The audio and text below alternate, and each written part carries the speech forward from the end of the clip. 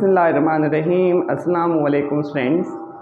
Students, today topic is electric intensity due to an infinite sheet of charge. Students, हमने start किया हुआ है application of Gauss law. उसके first application students हमने study की electric field intensity inside a hollow conducting sphere, और हमने देखा कि उसका स्ट्रेंथ जो इंटीरियर है हमारे पास होता है फील्ड फ्री रीजन होता है.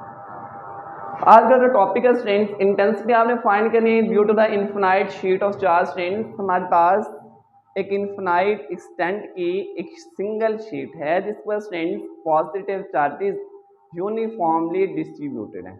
यूनिफॉर्म डिस्ट्रीब्यूटेड मीन स्ट्रेंथ इस पूरी शीट के ऊपर हर जगह पे जो पॉजिटिव चार्जेस हैं वो इक्वल अमाउंट में डिस्ट्रीब्यूट हैं. ऐसे नहीं कहीं पे ज़्यादा है या कहीं पे कम है. टास्क क्या है? अब इन्फिनाइट शीट स्ट्रेंथ वो तो हम ड्रॉ नहीं कर सकते, तो उस इन्फिनाइट एक्सटेंट ऑफ शीट का स्ट्रेंथ हमने एक फिनाइट सा पोर्शन लिया और इस पोर्शन के करीब स्ट्रेंथ हम एक पॉइंट पी के ऊपर इंटेंसिटी स्ट्रेंथ क्या करना चाहते हैं, फाइंड करना चाहते हैं. और गॉसेस लॉ के मुताबिक स्ट्रेंथ जिस पॉइंट के ऊपर आपने इंटेंसिटी फाइंड करनी है वहाँ पे स्ट्रेंथ आपने इमेजिनरी गॉसियन सरफेस क्या करनी है, इमेजिन करनी है. और वो इमेजिनरी गॉसियन सरफेस स्ट्रेंथ जिस पॉइंट के ऊपर आपने इंटेंसिटी फाइंड करनी है उस पॉइंट से वो पास करनी चाहिए. अब जितने डिस्टेंस के बाद स्ट्रेंथ यहाँ पे मैंने पॉइंट लिया उतने डिस्टेंस के बाद स्ट्रेंथ इस शीट की दूसरी साइड पे मैंने एक पॉइंट पी लिया फॉर सिमेट्री. तो इसके लिए स्ट्रेंथ यहाँ पे इस पॉइंट पी के ऊपर इंटेंसिटी फाइंड करने के लिए मैंने जो गॉसियन सरफेस इमेजिन की वो किसकी फॉर्म इमेजिन की स्ट्रेंथ, एक सिलेंडर की फॉर्म में. क्योंकि स्ट्रेंथ इस केस में जो सिलेंडर जो गॉसियन सरफेस के तौर पे यहाँ पे काम कर रहा है उसकी स्ट्रेंथ कैलकुलेशन आसान हो जाएगी. अब स्ट्रेंथ हमने ये फाइंड करना है इस गॉसियन सरफेस में से टोटल कितना फ्लक्स स्ट्रेंथ का करता पास कर रहा है. यह जो सिलेंडर स्ट्रेंथ इसका फ्रंट फेस, ये स्ट्रेंथ इसका बैक फेस होगा जो कि शीट में स्ट्रेंथ जो आपका सिलेंडर क्या कर रहा है बेटा, पास कर रहा है. आपका टास्क क्या है, इस पॉइंट पी के ऊपर इंटेंसिटी फाइंड करनी. तो स्ट्रेंथ सबसे पहले हम ये देखेंगे इस गॉसियन सरफेस में टोटल कितना फ्लक्स पास कर रहा है. अगर स्ट्रेंथ ये हमारे पास इस शीट के ऊपर चार्जेस कौन से हैं हमारे पास, पॉजिटिव, तो इनकी जो इलेक्ट्रिक फील्ड होगी स्ट्रेंथ वो रेडली आउटवर्ड होंगी. और स्ट्रेंथ अगर इस सिलेंडर के इस फेस में से हम इलेक्ट्रिक फील्ड लाइंस को ड्रॉ करें तो स्ट्रेंथ हमारे पास क्या होंगे, रेडली आउटवर्ड बाहर की तरफ होंगी. सेम स्ट्रेंथ सिलेंडर के इस फेस से भी इलेक्ट्रिक फील्ड लाइंस क्या होंगी, बाहर की तरफ होंगी. और स्ट्रेंथ आपको मालूम है फ्लक्स का फार्मूला हमारे पास क्या है, phi is equal to A dot A. और स्ट्रेंथ अगर हम इसकी मैग्नीट्यूड लिखें तो ए कॉस ऑफ थीटा. तो स्ट्रेंथ हमें यहाँ पे एंगल की बात करनी है जो कि स्ट्रेंथ इलेक्ट्रिक फील्ड इंटेंसिटी और फैक्टर एरिया के दरमियान होता है. लेकिन उससे पहले स्ट्रेंथ देखें. इमेजिन दैट ये स्ट्रेंथ हमारे पास सिलेंडर का लेफ्ट फेस है. अगर इस लेफ्ट फेस की स्ट्रेंथ हम बात करें तो ये स्ट्रेंथ जो सरफेस है सिलेंडर की जो सरफेस है ये इलेक्ट्रिक फील्ड लाइन का स्ट्रेंथ क्या है, परपेंडिकुलर. इलेक्ट्रिक फील्ड लाइन इस तरफ है, सरफेस स्ट्रेंथ आपकी इस तरफ है. सेम स्ट्रेंथ अगर हम राइट फेस की बात करें इलेक्ट्रिक फील्ड लाइन स्ट्रेंथ इस तरफ है और सरफेस आपने हेल्ड की हुई है किस तरफ, स्ट्रेंथ परपेंडिकुलर. लेकिन स्ट्रेंथ अगर हम कर्व फेस की बात करें या कर्व सरफेस की बात करें तो इस केस में जो इलेक्ट्रिक फील्ड लाइंस हैं वो कर्व सरफेस के स्ट्रेंथ क्या होंगे, पैरेलल होंगी. तो ये बात स्ट्रेंथ हम लिख देते हैं electric field intensity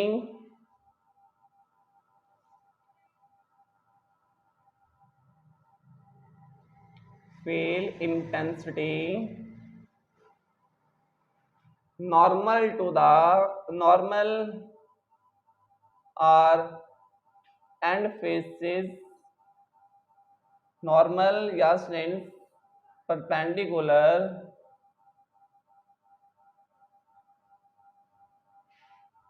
to end faces of cylinder.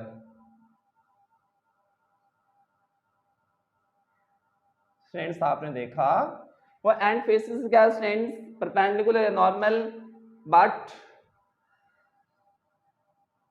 Parallel to curved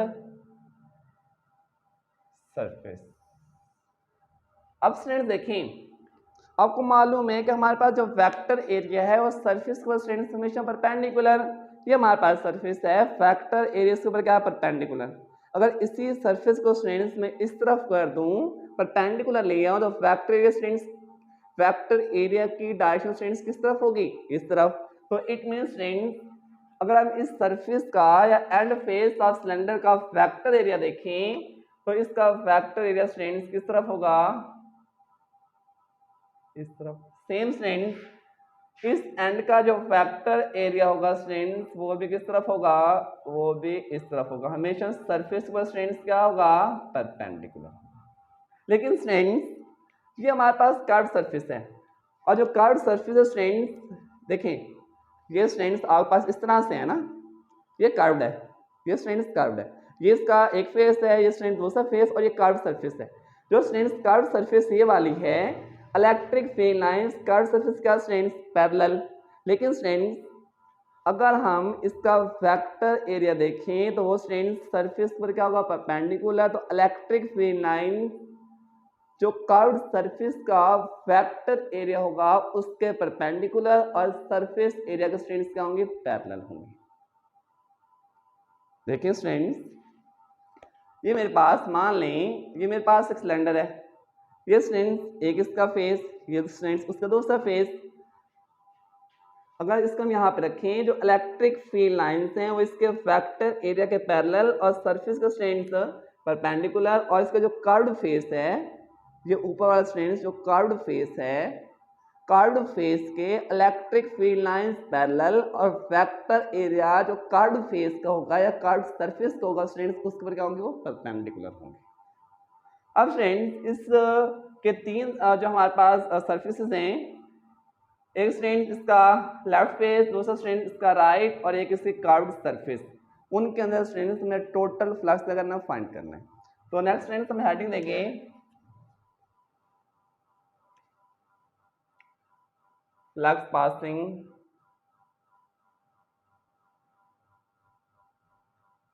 through left face of cylinder.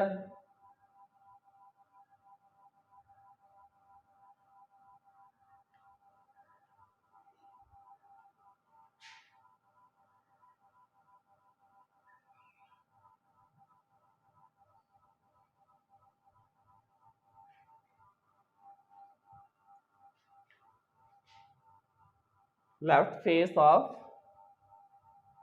Cylinder, ये स्टूडेंट्स इसका है लेफ्ट फेस, तो इसके फ्लक्स को हम स्टूडेंट्स नाम दे रहे हैं किसका, Φ1। तो इलेक्ट्रिक फील्ड इंटेंसिटी स्टूडेंट्स कितनी हमारे पास, ए, और साथ में वेक्टर एरिया स्टूडेंट्स ए। अगर हम इसको लिखें तो Φ1 is equal to A cos of theta. और स्टूडेंट्स यहाँ पे देखें वेक्टर एरिया और इलेक्ट्रिक फील्ड इंटेंसिटी आपस में क्या है, पैरेलल। तो एंगल कितना बनेगा, 0, मैं आपको बता चुका हूँ डिटेल के साथ। तो इस केस में स्टूडेंट्स कॉस हमारे पास कितना था, 1। तो लेफ्ट फेस में से जितना फ्लक्स पास करेगा स्टूडेंट्स हमारे पास आ जाएगा ए।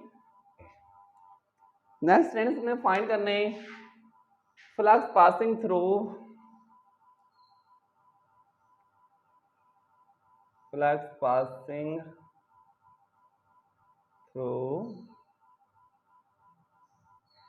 Right face of cylinder.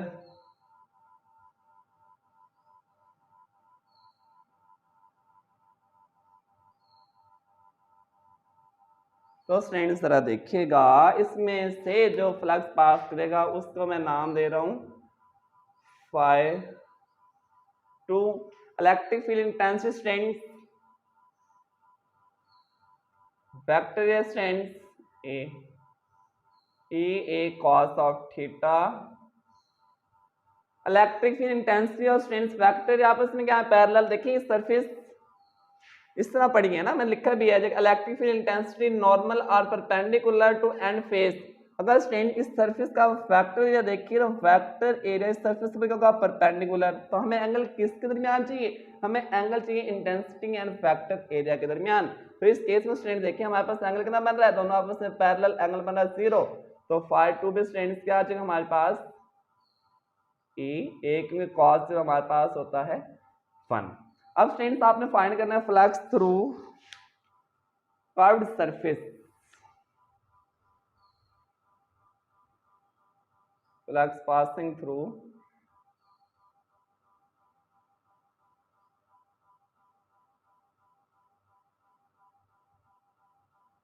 Curved surface और फेस कह रहे हैं। ये स्ट्रेंस इस तरह से होगा ना, कर्व्ड होगा, ये स्ट्रेंस कर्व्ड। अब इस कर्व्ड सरफेस में से जो कर्व्ड हो रही है इसमें से स्ट्रेंस कितना फ्लक्स पास करेगा, तो वो देखें अगर स्ट्रेंस ये सरफेस है इसका वेक्टर या स्ट्रेंस किस तरफ होगा, इस तरफ, इलेक्ट्रिक फील्ड लाइन किस तरफ है, इस तरफ, तो एंगल कितना बनेगा 90। और वैसे भी स्ट्रेंस आप एक और तरह से भी इमेजिन कर सकते हैं, क्योंकि ऊपर भी पॉजिटिव चार्जेस हैं, नीचे पॉजिटिव चार्जेस हैं, इनके इलेक्ट्रिक फील्ड लाइन एक दूसरे से क्या होंगे, रिपेल होंगी, तो उन्होंने बिल्कुल स्ट्रेट इस तरफ मूव करने या स्ट्रेंस इस तरफ मूव करने, उन्होंने ऊपर या नीचे स्ट्रेंस मूव नहीं करना। तो जो कर्व्ड फेस है, ऊपर वाला फेस है स्ट्रेंस, इसके अंदर से कोई फील्ड लाइन पास नहीं करेंगी। तो वैसे मैथमेटिकल स्ट्रेंस इनके ये कह सकते हैं कि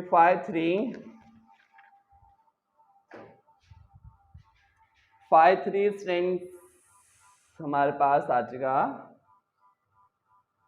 E डॉट ए, और इस केस में हमारे पास क्या है, vector area electric field intensity आपस में परपेंडिकुलर, तो ये बनेगा ए cos ऑफ थीटा।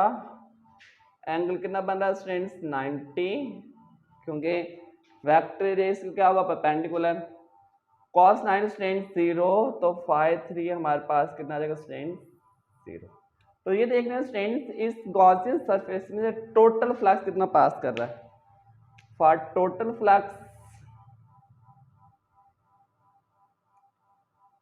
फ्लक्स के लिए स्ट्रेंस हमने सारे सरफेसेस या फेसेस में जो फ्लक्स पास करता है उसको क्या करना है, स्ट्रेंस ऐड कर देना, φ1 प्लस φ2 प्लस स्ट्रेंस φ3।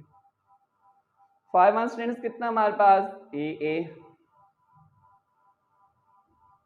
φ2 भी स्ट्रेंस कितने, और φ3 स्ट्रेंस कितने 0। तो टोटल फ्लक्स इसको ऐड अप करेंगे 2e। अब नेक्स्ट स्ट्रेंस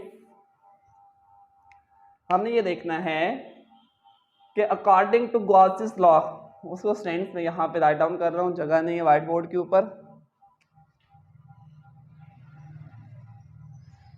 गॉसियस लॉ स्ट्रेंस में क्या बताता है,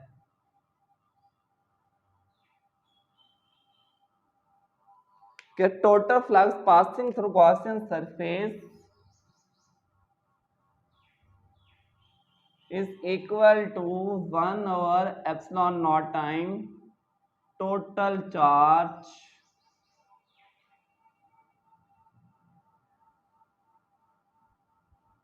enclosed by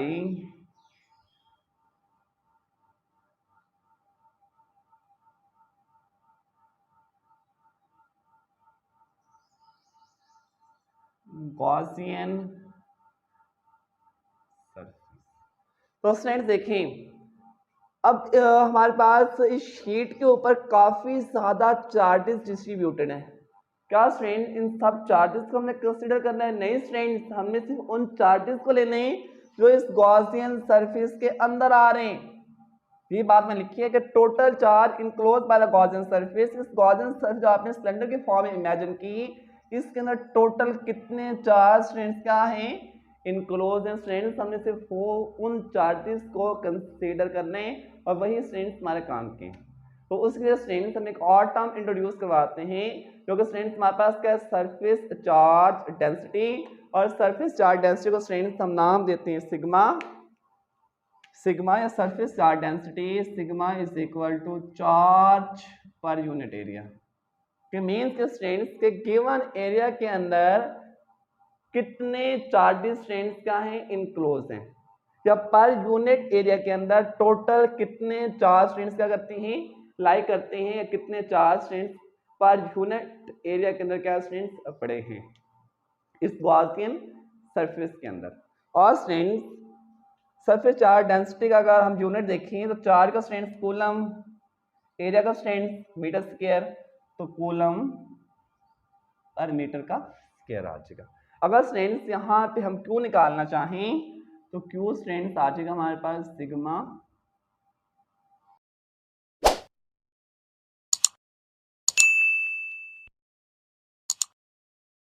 एक एक।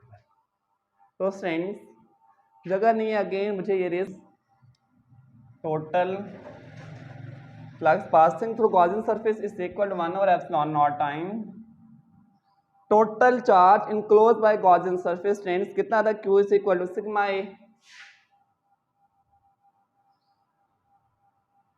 और स्टूडेंट्स हमने देखा कि इस गॉसियन सरफेस में से टोटल कितना फ्लक्स पास कर रहा था, जिसके स्टूडेंट्स हमने कैलकुलेशन की लेफ्ट राइट और जो है स्टूडेंट्स कट फेस से, वो टोटल फ्लक्स स्टूडेंट्स हमारे पास आया था 2a।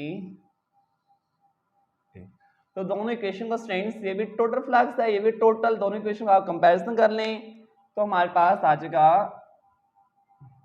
2a 1 over epsilon naught time sigma. Students A के साथ ए को कैंसिल कर दें तो ए स्टूडेंट्स यहाँ पे क्या आ जाएगा 2 ओवर एप्सिलॉन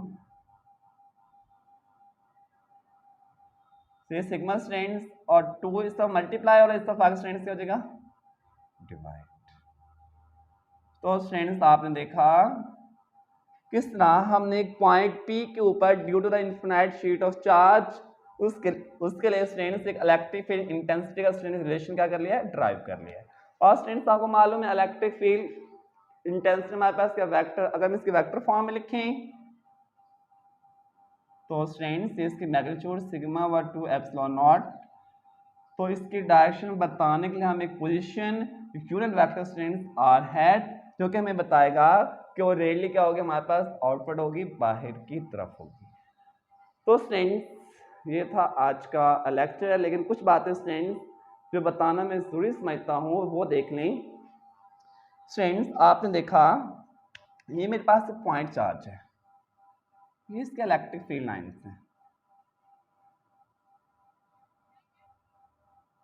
अगर स्टूडेंट्स आप इस पॉइंट पे इंटेंसिटी फाइंड करना चाहें इस चार्ज से डिस्टेंस r के ऊपर, तो इंटेंसिटी का स्टूडेंट्स हमें मालूम है रिलेशन क्या है 1 over 4 pi epsilon not q over r का स्क्वायर। और इस पॉइंट को स्टूडेंट्स आप a का नाम दे दें।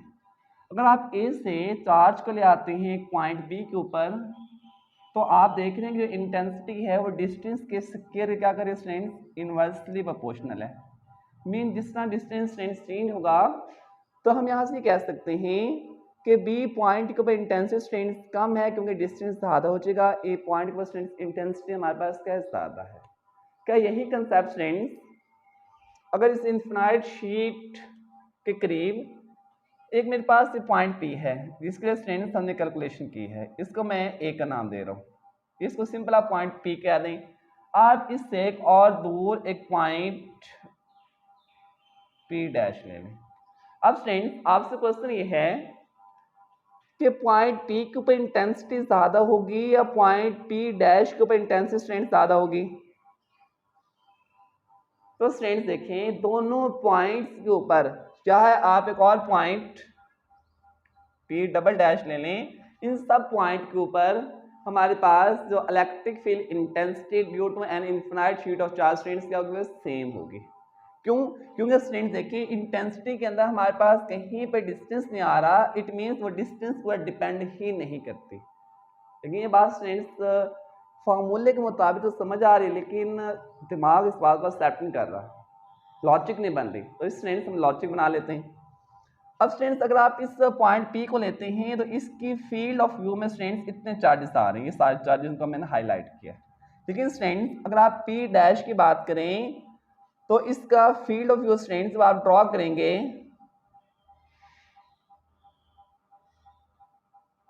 तो स्टूडेंट देखें इसका फील्ड ऑफ व्यू हमारे पास इतना हुआ, मीन जितना डिस्टेंस स्टूडेंट्स इसका ज़्यादा हुआ उतना इसके फील्ड ऑफ व्यू में चार्जेस भी स्टूडेंट्स के आगे ज़्यादा होगी, तो इंटेंस स्टूडेंट्स के आगे सेम। और आप इसकी बात करें तो इसके फील्ड ऑफ व्यू में स्टूडेंट्स मज़ीद चार्जेस आ जाएंगे, तो इट मीन्स कि अगर हम इनफिनाइट शीट ऑफ चार्ज से जिस मर्जी डिस्टेंस के ऊपर किसी पॉइंट को इंटेंसिटी फाइंड करना चाहें उस पॉइंट पर इंटेंसिटी स्टूडेंट्स के आगे सेम, उसका फॉर्मूला स्टूडेंट्स हमारे पास ये वाला है।